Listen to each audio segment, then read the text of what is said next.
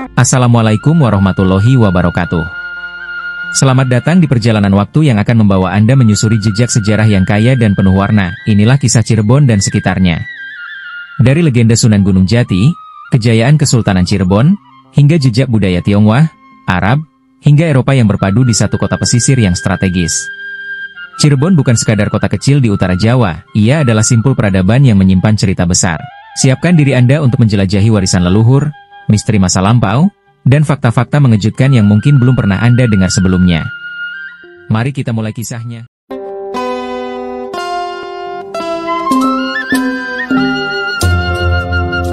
Alkisah, Kerajaan Pajajaran digegerkan oleh kepergian putra mahkota. Raden Walang Sungsang, pada tahun 864 Hijriah atau 1443 Masehi.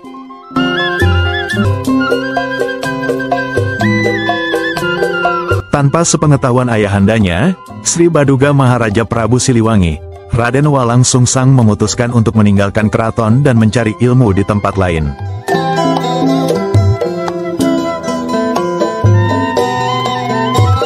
Namun, sebelum pergi, ia meminta restu kepada ibundanya, Ratu Subanglarang, yang memberikannya izin untuk pergi ke Amparan Jati dan berguru kepada Syekh Nurjati.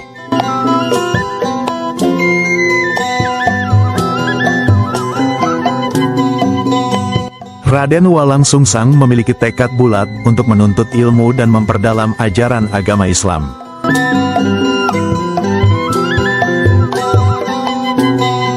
Ia ingin membesarkan agama Islam di bumi Jawa Dwipa dan bertekad untuk menjadi seorang yang berilmu dan berpengaruh.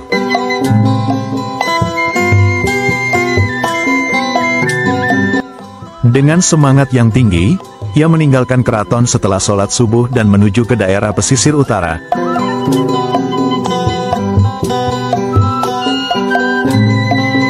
Yaitu Amparan Jati, Gunung Jati.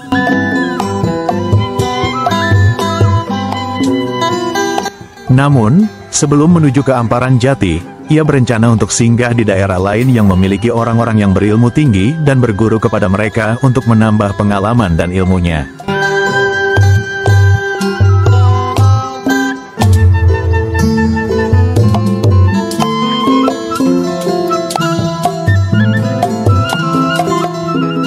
Dengan tujuan yang jelas dan semangat yang membara, Raden Walang Sungsang memulai perjalanannya untuk mencari ilmu dan memperdalam ajaran agama Islam.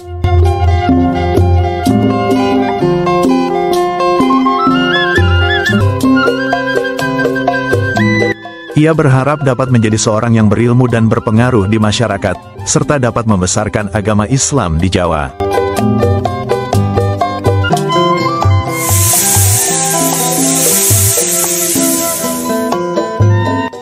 Perjalanannya penuh dengan tantangan dan kesempatan untuk belajar dari orang-orang yang berilmu tinggi, dan ia siap untuk menghadapi apapun yang akan datang di depannya.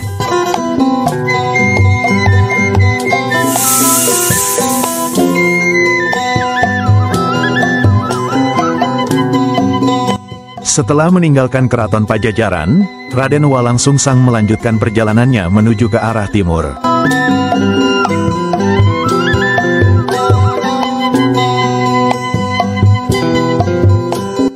Ia akhirnya tiba di kaki Gunung Berapi, sebuah tempat yang indah dan penuh dengan aura spiritual.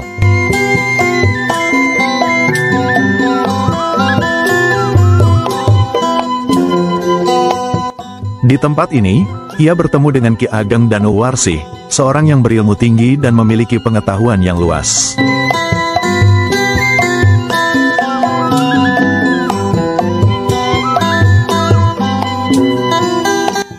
Raden Walang Sungsang kemudian berguru kepada Ki Ageng Danuwarsih dan belajar banyak hal tentang ilmu spiritual dan kehidupan.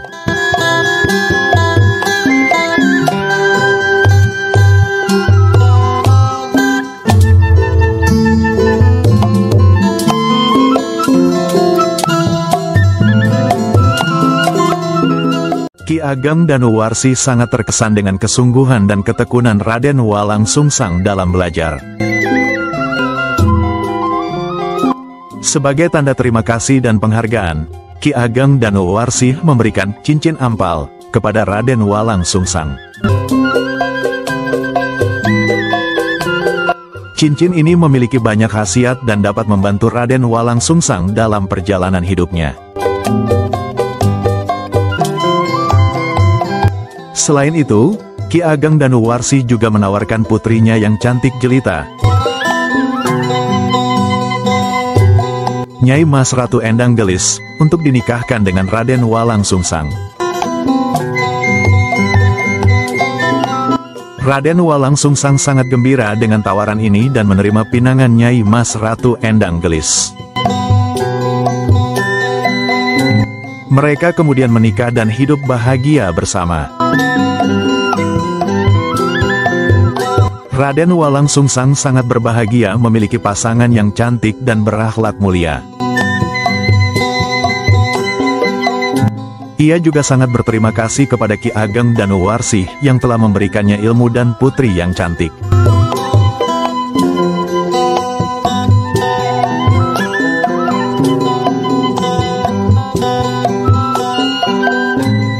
Sementara itu, di Keraton Pajajaran, terjadi geger lagi karena adik Raden Walang Sungsang,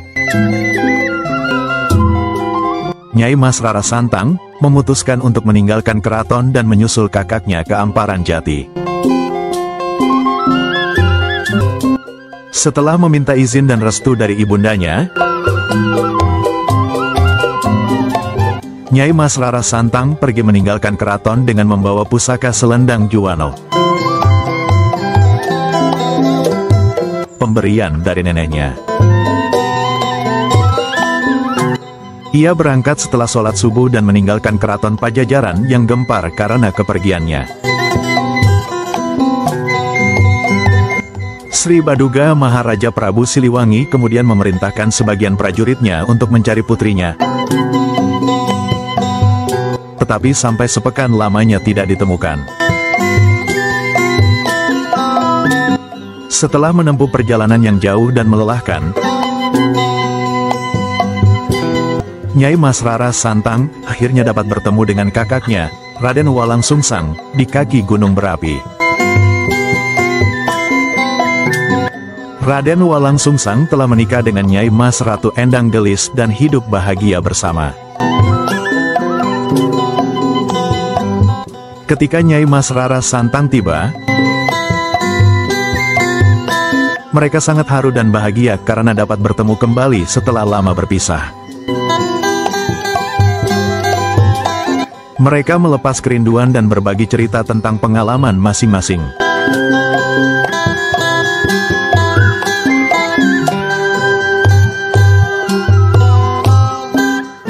Nyai Mas Rara Santang menceritakan tentang perjalanan panjangnya, termasuk pertemuannya dengan Nyai Endang Sakti di Gunung Tangkuban Perahu.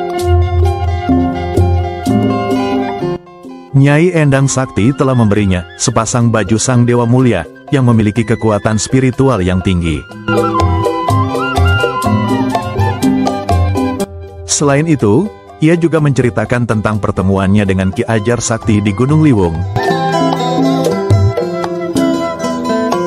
yang memberinya petunjuk untuk menuju kaki Gunung Indrakila, Ciremai.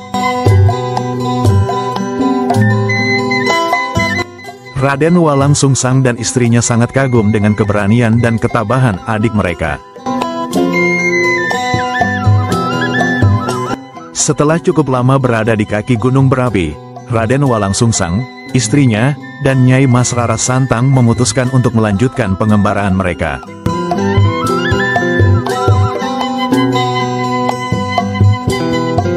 Mereka mohon pamit kepada mertua Raden Walang Sungsang, Ki Ageng Danuwarsih, yang telah memberinya banyak ilmu dan kasih sayang. Ki Ageng Danuwarsih memberinya petunjuk untuk menuju Gunung Ciangkup,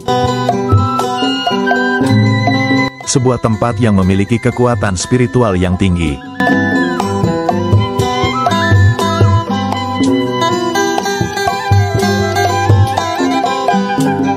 Dengan bekal petunjuk dari Ki Ageng Danuwarsih, Raden Walang Sungsang, istrinya, dan Nyai Mas Rara Santang melanjutkan perjalanan mereka menuju Gunung Ciangkup.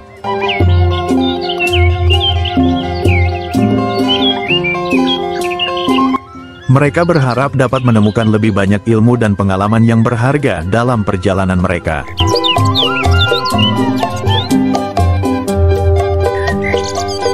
Dengan semangat dan tekad yang kuat, mereka siap menghadapi tantangan dan kesempatan baru yang akan datang di depan mereka.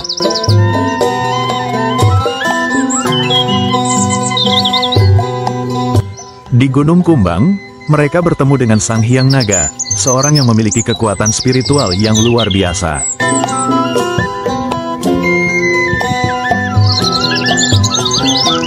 Sang Hyang Naga memberinya 3 buah pusaka yang sangat berharga.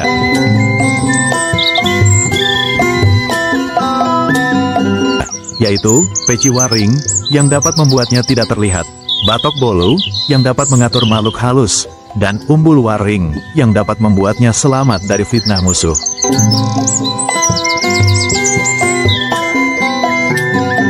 Sang Hyang Naga juga memberinya petunjuk untuk menuju Gunung Cangak dan menemui Ratu Bangau.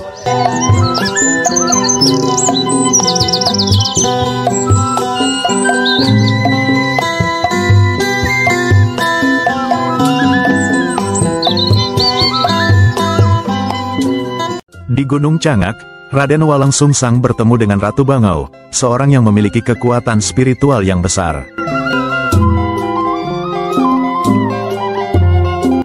Ratu Bangau memberinya pusaka, piring panjang, pendil, dan bareng, serta memberinya jenengan, Pangeran Surya Negara.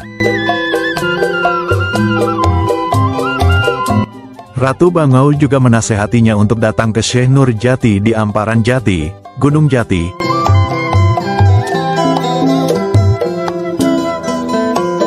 Jika ingin berguru ilmu agama Islam, dan memberinya petunjuk untuk lewat daerah utara.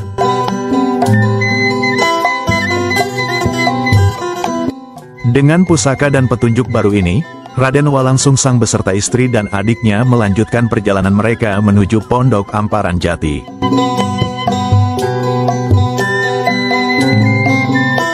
Setelah perjalanan yang jauh, mereka beristirahat di suatu tempat di bawah pohon.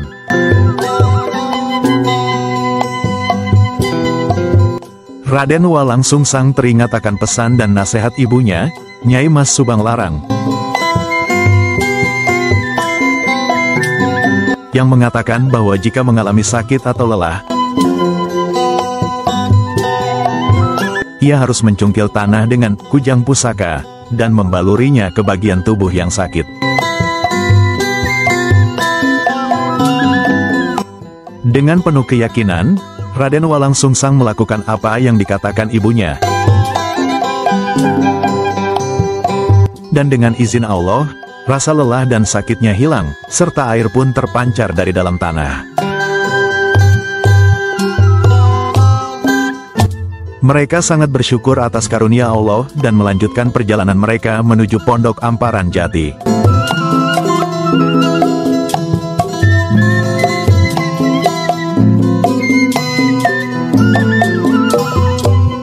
Setelah Raden Walang Sungsang mengobati rasa sakit dan lelahnya dengan air dari sumur yang baru saja ditemukan, ia memberi nama sumur itu, Sumur Karomah.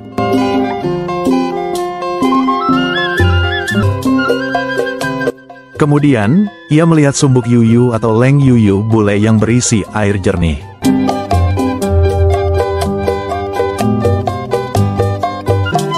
Pangeran Surya Negara, alias Raden Walang Sungsang, mengambil air dari leng yuyu bule dan memberikannya kepada kudanya yang sedang sakit.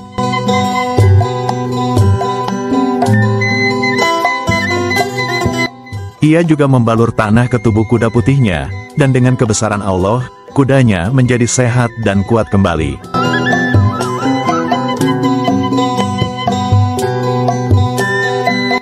Raden Walang Sungsang sangat gembira melihat kudanya yang telah sembuh.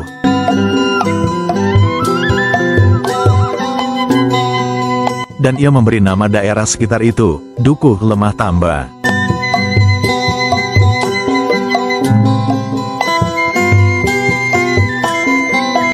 Nama ini diambil dari kejadian ketika ia mengobati rasa sakit dan lelahnya, serta mengobati kuda putihnya yang sedang sakit.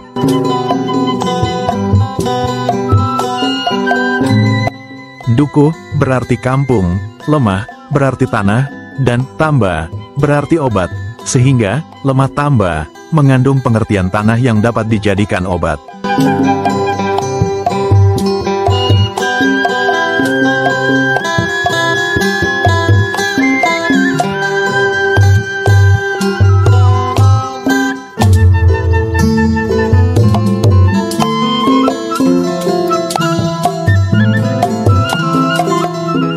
Suatu hari, Raden Walang Sungsang, Nyai Endang Gelis, dan Nyai Ratu Rara Santang sedang duduk berteduh di bawah pohon ketapang yang besar. Tiba-tiba, ada dua orang yang datang dari arah barat dan mengucapkan, "Punten." Ketiganya menjawab, "Mangga, sini Ki duduk dengan saya," ucap Raden Walang Sungsang alias Pangeran Surya Negara.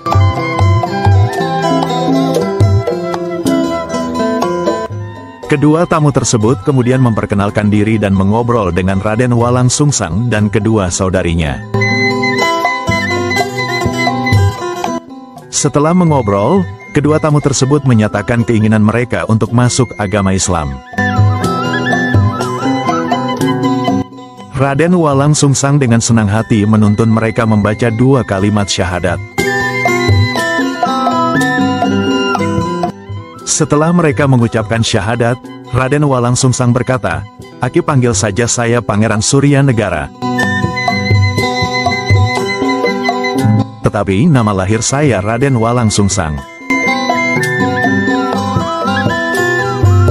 Ia juga memberi nama duku itu, Duku Lemah Tambah, dan mempercayakan kedua tamu tersebut untuk menjadi tetua di duku itu.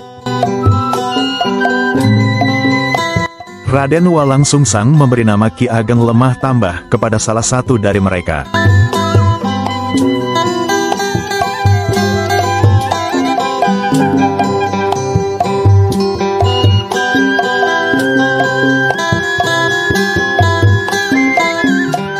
Setelah itu, Raden Walang Sungsang, Nyai Endang Gelis, dan Nyai Ratu Rara Santang berpamitan kepada Ki Ageng Lemah Tambah,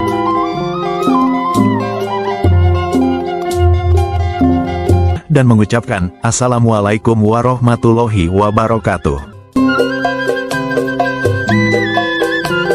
Ki Ageng Lemah Tambah dan yang lainnya menjawab, "Waalaikumsalam warahmatullahi wabarakatuh."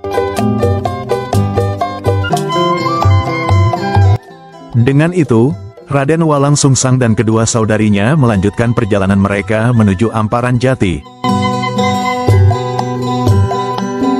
Sementara Ki Ageng Lemah Tambah mulai membangun dukuh yang baru saja diberi nama itu.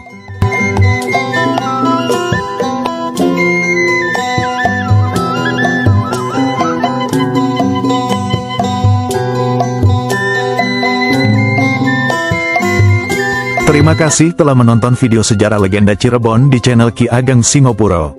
Jika Anda menikmati konten Ki Ageng Singopuro dan ingin melihat lebih banyak cerita menarik tentang sejarah dan legenda Cirebon, saya sangat menghargai jika Anda bisa memberikan like, komentar, dan subscribe channel Ki Ageng Singopuro. Dengan like dan subscribe, Anda akan menjadi bagian dari komunitas pecinta sejarah Cirebon yang terus berkembang. Komentar Anda juga sangat berharga bagi saya untuk memahami apa yang Anda ingin lihat lebih banyak di channel ini. Mari kita terus melestarikan dan membagikan pengetahuan tentang sejarah dan legenda Cirebon bersama-sama.